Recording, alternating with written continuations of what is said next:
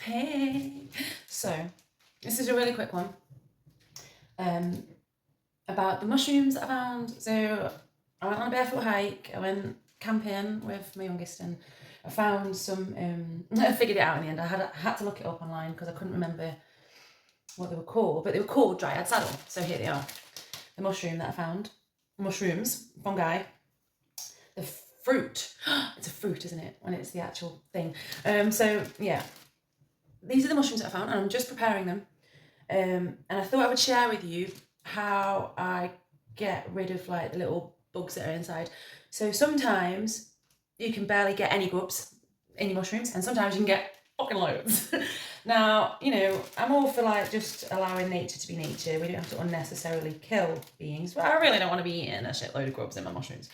So I have found the best way is to do this. So ziplock your bag, like put your mushrooms in a ziplock bag,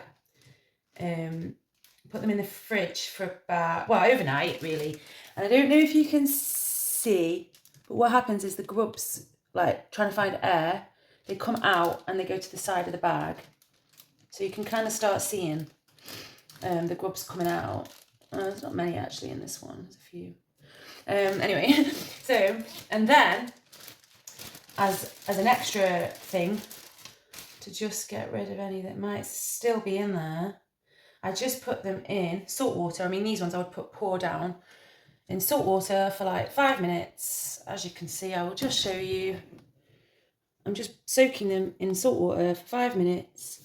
As you can see, the rest of the grubs will just plop out. You don't want to leave them in water for too long, really, because they'll go all weird and slimy.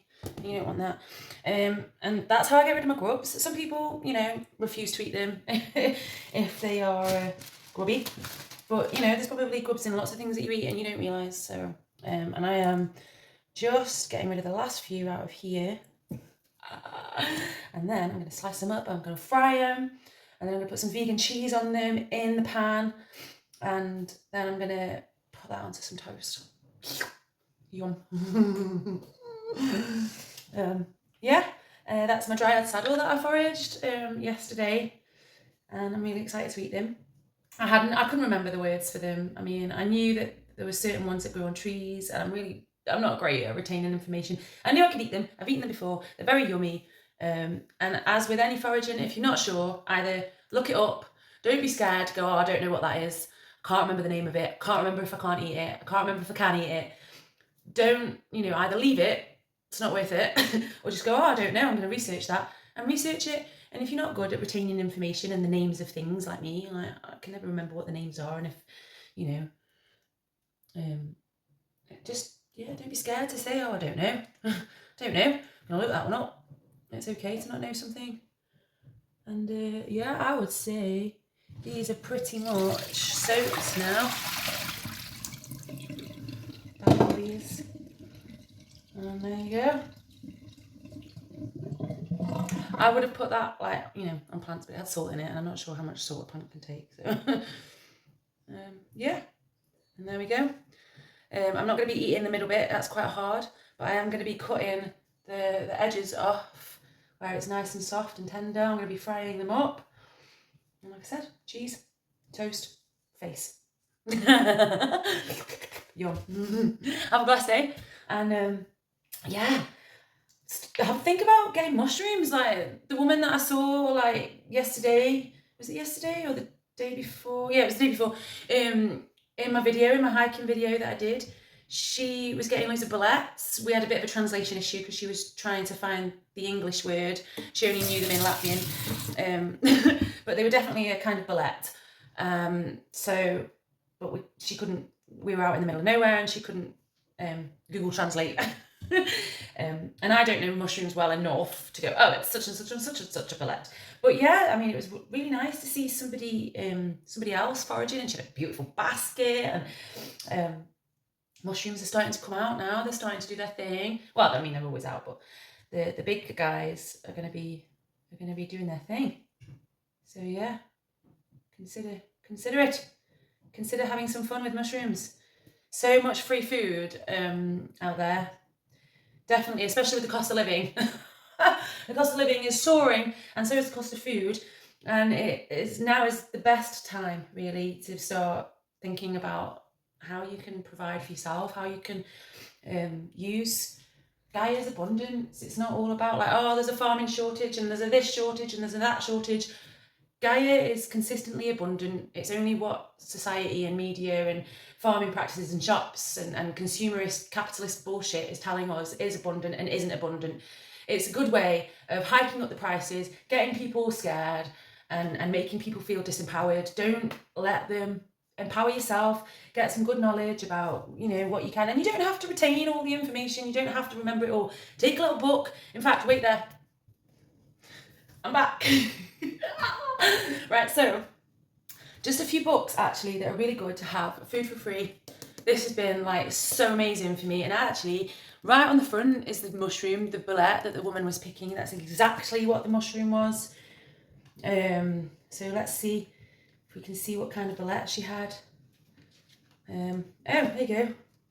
Orange birch bullet. That's what she was picking. There you go. It was exactly that.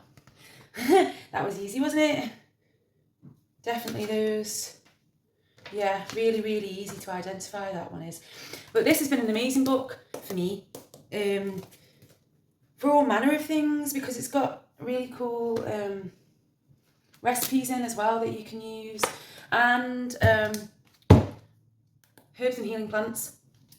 I do have a little tiny mushroom book. It's tiny like this, and you can take it anywhere with you, but it's in one of my kids' rooms and they're still asleep.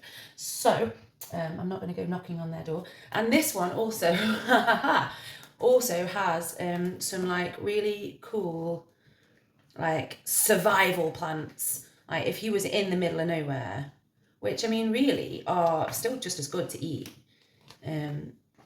It's got like poisonous and edible. It's got different climates, temperate zone, edible plants, temperate zone, poisonous, and then it's got Arctic and North, tropical. It's got edible fungi. Here we go. Look at that.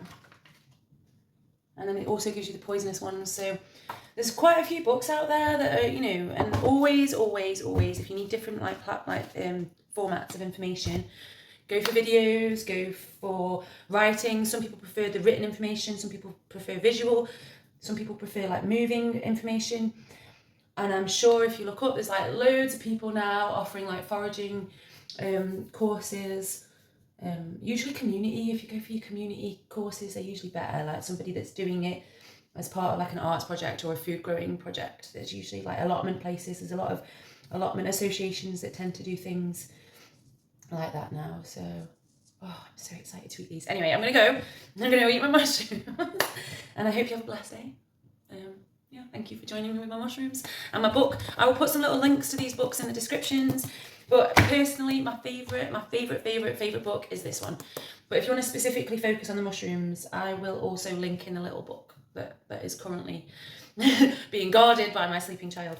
I'll put the links in for these books.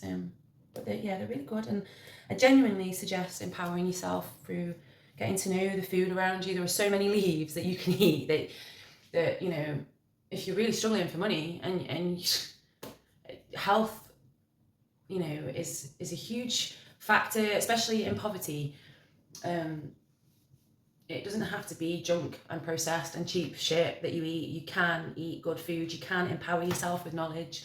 You can nourish your vessel. Health, you can keep your health going for free. You can have wellness for free. It is, you know, obviously it's not free. There's an energetic exchange. You have to get out there. You have to learn. You have to, you know, put your energy into remembering things and looking at things, and you have to go out there and you have to gather them. So there is an energy exchange, but it's not money exchange. And we don't all have access to money, but we do have access to, you know, to Gaia. She's there always. So anyway, I love you. Have a great day. Empower yourself with knowledge.